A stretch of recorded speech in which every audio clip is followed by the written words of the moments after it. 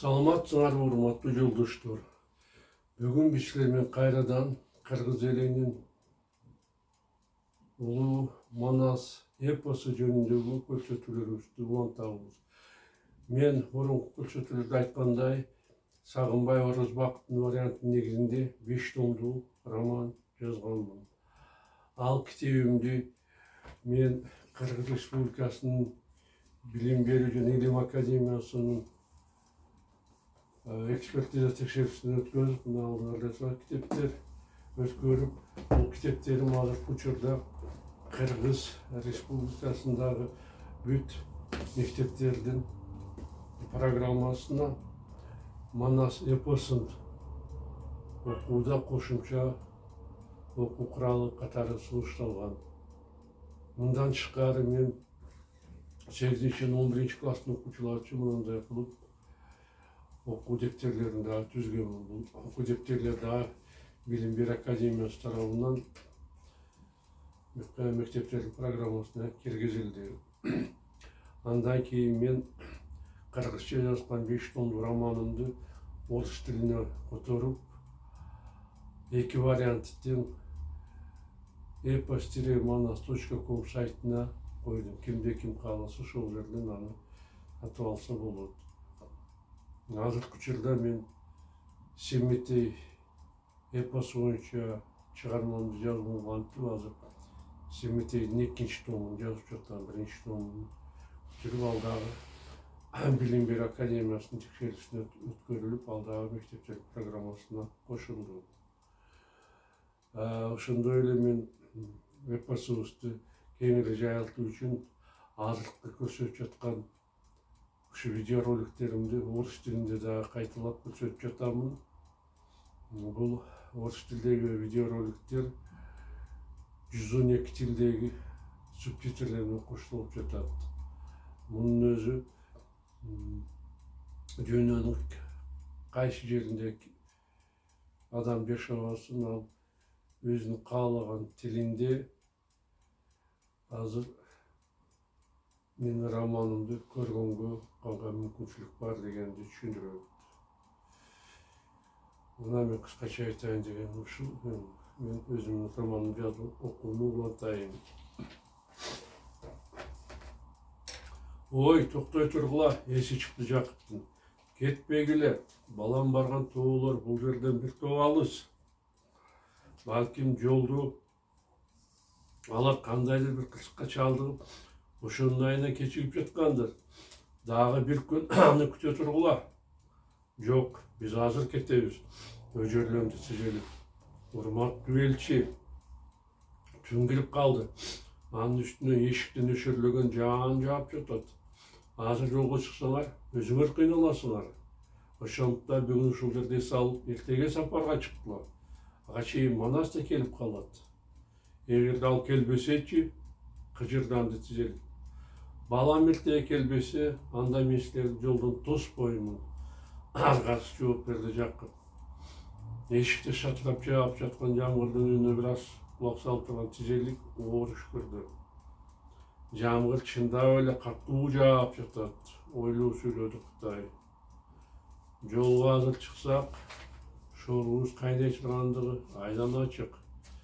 Ошондуктан бул какпаш жолдун айтканына макул болуп, бүгүн ушул жерде калабыз деп бүтүп чыгарды Тижелик.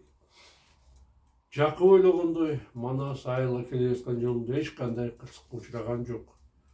Ал мезгилде тоолордо аба ырайы да эң сонун эле. Анын 2 күндөн бери атасынын жанына келбеген себеби таптакыр башкада болду. Жакып кабарга жиберген 6 киши Манас Баатырга чапкылап барганда, ал жигиттер менен ала тоодо жүрдү.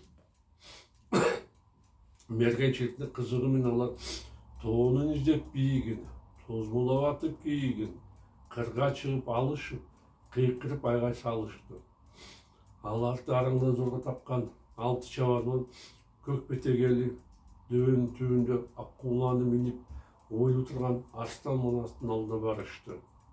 Баатыр, деди сары жүздүү, орто бойлуу, кең даалуу 25-27 чамасындагы чабармандардын башчысы. Biz Сағаттан Жақыптан шашылыш кабар менен келдик. Сүйлей бер. Башнике чабармага мына кулак сенде. Баатыр байкап сөздү тыңда деген чабарман айылга тизеликтин келгенин, аны койгон талаптарын толук бойдон Манаска айтып берди. Анын чыкпастан уккан Баатыр жооп бергенче асы жактагы курбудан алда канча чубаган, арышын керип чураган, курсактарын чалкактап, мүйүздөрү калкактаган көп бугу чыкты. Чабармандардын сөзүн заматты унуткан Манас бугуну көзү ат коюп, бугуданга камчы салды. Ач кыйкырып, куу сүрөндү салган Баатыр ак килтен түтүн асманды көздөй булатып, ак кула менен чуратып, тозмологон жолунан алты бугу сулатып, заматта көздөн кайын болду. Манас жигиттери менен аң уулаган ушул артылмак бел, ушул күндө миң бугу деп, кийик аттан ара түз азыр арпа деп аталат. Бул жерлердин арасында тоосу, ашка бийик жоосу, таркапчыгай кыйынсы көп. Алардын курбусунда кулжа, удурунда бугу, үйүнжүгачы, жабыр баяны, кылыч куйрук тайбасы, кабыла менен шерик, кайыптын баары бар. Ушул тараптагы Кароолдунун тоосунан Бакай көмүрдө кара кулжаларды аябай көп атып, акыр заман журтуна кара кулжа атагы как ошол тоого калды. Анга кызып алган 32 жаштагы Манас марал менен бугу, аркан менен кулжа атып, дүйнөдөгү баардык нерсени унутуп, айылына кайтып барбады. Ал аң уулаган дуңша бел азыр эркеч там деп аталат. Манасты эки күн күтүп тажаган, анын алуу экен тоотпой жаткандыгына ыза болгон тизелик үйүнө кайтатылган болду. Шашпай тургула, буруттар, деп ызырынды Кытай. Силердин Манасыңар бизди тоотпой, мага келбей койду. Мен баарын ал океге айтып барып, кегимди силерден алам. Ошондо бирөөңөр соог албайсыңар. Баатыр аны жооштуткан аракеттеринди жакып, сен мынтип ачуу калтырба, үнүңдү өчүр, какпаш чал, бакырды тизелик. Эмнеге бизге кыйынсынып жатасыңар, буруттар? Кызың катының отун болгонду, туурдуң ичмек кылынып, туташкан журтун кырылып, темирден кылган очогуң, аттака болуп ошонуң, тебеленип мончогуң, тепсенде калбагыла, кыргыздар. Сен аябай суук сөздөр сүйлөп жатасың. Элчи коркконунан не сууп калайын деген жакып, араңдазырга сүйлөгөнгө чамасы жетти. Менин бул сүйлөгөнүм эшилсе эмес, абышка шылдырдай карайды Жакыпты Кытай. Силерге алуукка келгенде ошондо шормар шорпудой кайнайт. Как ошондо саргайып, унутунуп отур. Укуругуң шиш болот, унутулгус иш болот. Өзүгүң болуп, токулга үшкүрүп карап олтурба. Түндүгү менен чай кайнап, жүрбөгүн ошондо көз жайнап. Булоңгур Кытай эмне деп жатат деп ыза болду Жакып. Анын сөздөрүнө жараша жооп берейин деген абышка тизеликтин ким экендигин эстеп, тилин тыйды. Абышканын коркуп жаткандыгын сезген тизелик аны ого бетер кемсинте баштады. Батарыңа жайың жок, башка алкалар байың жок, мусара сүйлөп Кытай. Силердин алоокеге бул күндө алышарга шайың жок. Мунун туура түнчү болуп берди Жакып.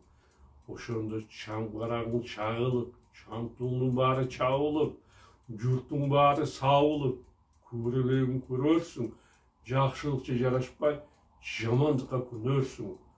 Ай, Баатыр, мындан таптакыр өшү Жакып. Сен мынчалык катуу кетпе. Эмнеге мен катуу кетпешим керек? Жекире сурады тизелик. Бул жерде Алоокенин элинде эркиң менен иш кылган ээн алтай жериң, ээн алыска жайылган калдайган казак элиң жок. Катылып коюп каканга кайрат кылар эбиң жок. Атаң дурайын Кытай, сөгүндү ичинен Жакып. Сүйлөгөн сөздөрүн карачы. тимеле бизди кыргыздар жер менен жексен кылды. Анын тизигин бир аз болсо да тартып койбосом болбой тургандай. Сен Тизелик Баатыр көп эрдемсиңбе? Сүргүсү өз жакын. Биз эле оңой журт эмеспиз. Манас балам эсен турса, кыргыздар эч кимге жемин алдыртпайт. Жок, алдыртасыңар. Терс башын чайкап мускулду жооп берди Тизелик. Ал оке паша аз эмес. Каныбызы азыркы какан журтунан аскерин жыйнаса, ошондо алынды көрөмүн. Мунун ак сөз орултун жак. Силер кытайлыктар улуу элсиңер. Оба, ошондон айдаган малдан үмүт үзүп, аманат жаныңы тилегин деп, ушундай уулуу сөздөрдү даалайын айткан Тизелик эстүүсүнүп түзөлүп, ал океге барууга, айтып кабар салууга, аскер менен кол келип, кыргызга кыргын салмакка, кыйындарынын баарысын кызматкер кылып алмакка жоокерлери менен аттанып кетти. Бул учурда ал оке 500 000 аскер кол жыйып, бийлик каттуу 500 балбан мол жыйып, кыргыздарды чапканга каттуу даярдыктарын улантып жатты. Ордого доол согулуп, оюндун баары чогулуп, көзгө аткан мерген машынан, көп жалтадар башынан, көңүлгө толук жакшыдан, айтууга даана чеченден, арбагы чыккан ниченден, каарысын коюп жашынан, аягын коюп башынан, маңдуулуну кактырып, баш көтөргөн баарына бат кел деп кабар чаптырып, туу желектен көп болуп, ыксыз аскер топтолду. Жыл сайын алым берип, эптен жалынып жүргөн Кашкардагы Алакундун Манаска жеңилгени тууралуу кабар уганда, кан башын чайкап, аябай чуулганды. Манастын куулугун карачы, кыжырданды ал оке. Каканга алы келбестигин түшүнүп, мага асылыптыр. Мен арзансып, мында келгени эми түшүнүктүү болду. Бирок мен ага жемимди жедирбеймин. Анын сазайын берип, элин тукум куруп кыламын. Алдыда болуткан жооптук жөнүндөгү канды ниети байлардан баштап, жөнөкөй калктын калың катмарына чейин жетти. Бул жердин жөнүндө Маркалаң шаарына барган Манжурия калмагы Балтыбек да укту. Ал базарга малын айдап барып, аны жакшы баага сатты. Бала чакасын майда шүйдө алганы базарда аралаган калмак. Ал оке Манасты чапканга каттуу даярданып деген сөздөрдү укту. Кыргыздардын башына кыйын күндөр түшө турган болуптур деп жээнин кейген узун бойлуу, кара тору, кара каш көздөрү бажырайган Балтыбек бай Жакыптын айылына барды. Аны абышка жакшы маанай менен тосуп алды. Үйүнүн төрүнө олтургузуп, бирсемиз койду союп, балык кымычтан берип, коногун аябай сыйлады. Мен силерге кыргыздар суук кабар менен келдим, деди тамак жеп бүткөндөн кийин калмактардын 4 топусу кийген Балтыбек. Ал оке жиңденип, силерге каршы жүрүшкө даярданып жатыптыр. Ал аябаганда чоң, көптүгү кумдай мол аскерди жыйыптыр.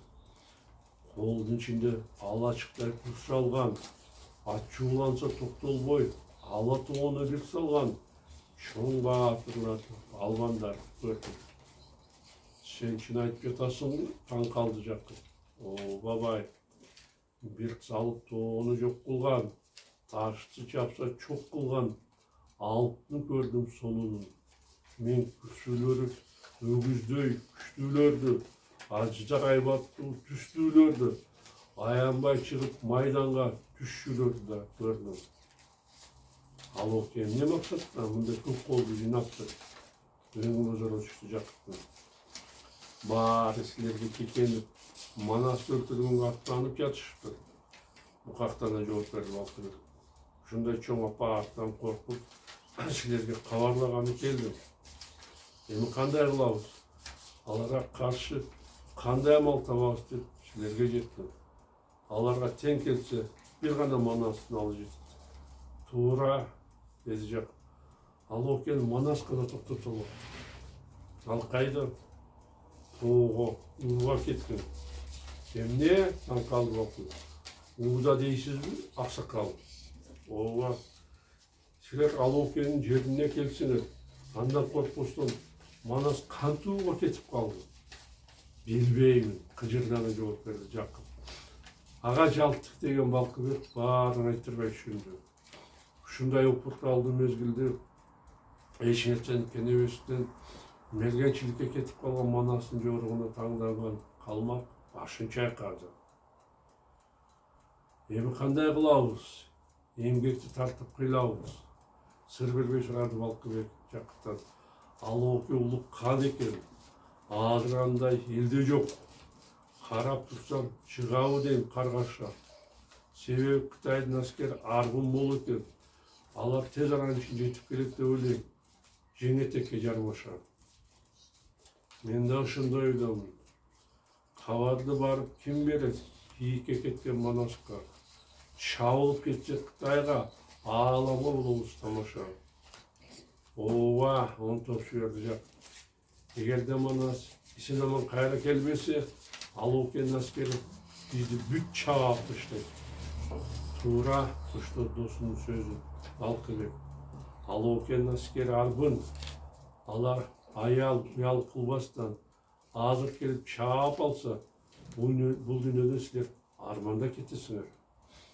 Ошондо Жакыптын күйбөгөн жери күл болуп, аябай жини келип, баласынан зырынды. Кийигиң менен куруп калгыр, эси жок балам десе, турткан шарттан чабышка. Бул жерде бизге душмандар өч болуп жатса, өзүбүз көч болуп кетсек, Манас тууду каңгып, кийиги улап жүрөт. Мунусу аз келгенсип, ал окенин элчиси дагы бизди коркутуп келди. Сиз элчи тууралуу Манаска кабар бердиңизби? Анын капаланганына боорду Балкыбек. Ооба. Мен кабарга 6 кишини жиберген элем. Бирок ушул кезге чейин Манастын өзү да, чабармандар да келбеди. Курган жаным, ал оке эмнеле балам асылып жатат. Капа болбоңуз бай. Анын көңүлүн көтөргөнгө аракеттенди калмак. Балаңыз тегин киши эмес. Ал өзүнө ишенбесе, 6 айдан көчүп келбейт эле. Туура айтасың, Баке. Балам бир нерсеге акылы жеткен үчүн ушул жерге келди. Жем эмне кыласыз? Мен Манаска өзүм барбасам болбоду. Ал мерген болуп ойноп, эч нерсеге көңүл бурбай калды. Ордунан турган Жакып Балкыбекке мээримдүү карады. Бизге ал окенин бузук ниети жөнүндө өз багында айтып бергендиң үчүн чоң рахмат. Мен бул жакшылыгыңды эч качан унутпаймын. Бай Жакып коногу менен жылуу коштошуп, Уларбас атын минип болуп коюп, улуу тоого бет алды. Бир топ убакыт тоо ташты аралап жүргөндөн кийин ал баласы мергенчиликке чыгып кеткен 5 бугу деген жерге жетип барды. Тегерегин караган Жакыптын көзүнө эч ким көрүнбөдү. Балам ушул тоолордо аңчылык кылам деген эле пушайман болду. Эки жагын элеңдеп караган алышка. Бирок мен бир тирүү жанды караганын көрбөй жатам. Балким Манас башка тарапка кетип калгандыр. Анда мен аны кантип таап каерден изеймин? Жакып эмне кылуусун билбей сарсана болуп турганда капысынан кырдын баары өкүрүп кыйкырыкка толду. Бул эмне деген ызы чууп коркуп кетти Абышка. Эгерде аны Манас салып жаткан болсо, анда эч нерсе эмес. Эгерде мен Кытайларга жолуккан болсом, анда ажалым жеткен ушул. Бир аз убакыт өткөндөн кийин Абышканын маңдайында жайгашкан жылгадан бир топ атчандар чаап чыгышканда калтырап келген Жакып ордунан кыймылдаганга дарманы келбей калды. Атчандардан аты менен качып кетүү анын оюна да келбеди. Себеби ушунча атчан аны кутултпашын Абышка жакшы түшүндү. Серейип катып калган Жакып алардын кээ бирлери ак калпакчан экенин көргөндө гана өзүнө келди. Кудайга шүгүр, Mаңдайынан аққан мұздақ терді өз артысыменен арты сүйініп кетті бай. Мен Қытайларға емес, Қырғызстарға жол болып тұрмын. Менің әлі ажалым жетпепті. Атжандар шындығында жаңадан киік табылғандықтан қиқырып, ызы-шу салып жүрген Манас жанан мергеншілер болшы. Алардың арасында баласын көрген байжақ аш қиқыр салды. Манас балам, тоқто, бері кел маға. Чоң семіз киік тартқан аққулар қуып баратқан Манас атасының үнін дару атын тоқтатты. Атамдың үнін қуғандай болды, таң қалды батыр. Жемен қаңыр ішіп алдым ба. Жақыпаны екінші жол шақырғанда ғана Манас атасын анық таныды. Мына ұрматты жолдастар, біздің уақыттың соңына жетті. Сіздер менің қайрадан жолығышқанша саламатта болыңдар.